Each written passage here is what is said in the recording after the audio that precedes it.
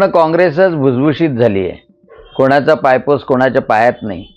आणि यशोमती ठाकूरांनी हा तपासला नव्हता का अगोदर तिकीट देताना? प्रदेशाध्यक्षांनी तपासला असेल.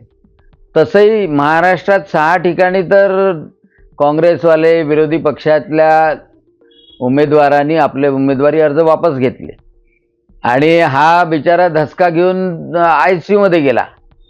तर त्याची सांत्वना करण्याच्या ऐवजी त्यांनी पैसे खाल्ले म्हणतात. तर पैसे खाल्ले तर चौकशी तरी करायला पाहिजे.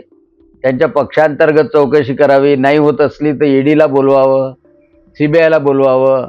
ED CBI आली तर ओरड करू नये.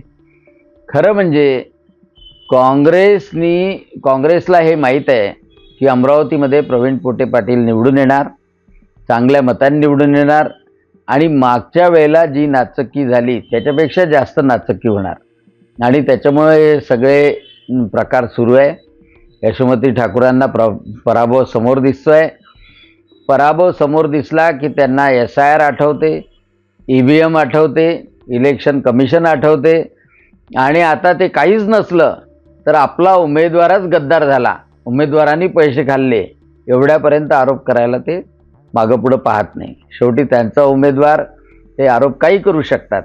परंतु एवढं नक्की की काँग्रेसच्या नशिबी पराभव हा लिहिलेला आहे आणि यावेळेला प्रवीण पोटे पाटील मोठ्या मताधिक्यानं निवडून येणार, विक्रम मोडणार.